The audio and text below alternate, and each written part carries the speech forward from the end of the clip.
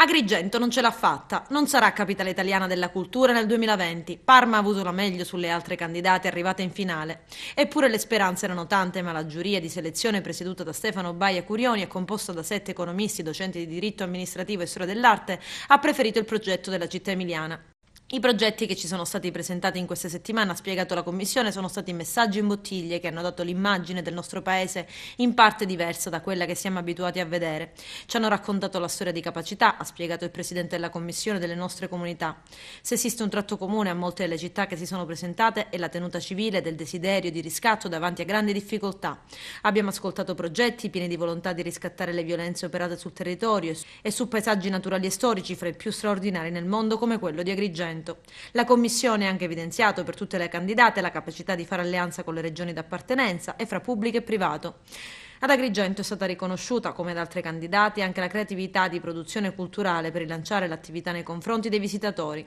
La giuria all'unanimità propone per il titolo di Capitale Italiana della Cultura 2020 la città di Parma. Motivazioni. La giuria, al termine del processo di valutazione, ha effettuato all'unanimità la scelta della candidatura vincitrice, così motivandola. Esempio virtuoso di elevata qualità nella progettazione territoriale a base culturale.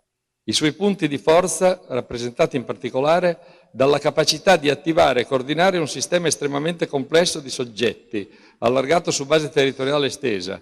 Il progetto infatti enfatizza un forte e attivo coinvolgimento dei privati e delle imprese del territorio, una stretta relazione con il mondo dell'università e della ricerca, con il mondo della cultura e del welfare, della presenza di un rapporto consapevole tra rivitalizzazione urbana, integrazione sociale e produzioni culturali, con riferimento esplicito all'attivazione di distretti, da un sistema di offerta culturale di ottimo livello realizzato con un'esplicita attenzione ai giovani e all'integrazione tra discipline artistiche, con particolare riferimento alla tradizione musicale, da una forte capacità di infrastrutturazione culturale e di gestione dei sistemi di accoglienza e gestione dell'attrattività in vista della sostenibilità complessiva.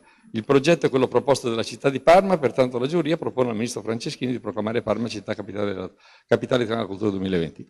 Si infrange così Agrigento 2020, ma domani alle 11 il sindaco di Agrigento, Lillo Firetto, ha programmato all'ex collegio dei Filippini una conferenza stampa alla presenza di quanti hanno sostenuto il progetto e di tutti coloro che hanno animato con grande passione ed impegno queste settimane di attesa e allestimento di un intero programma di 366 giorni per il compleanno della città.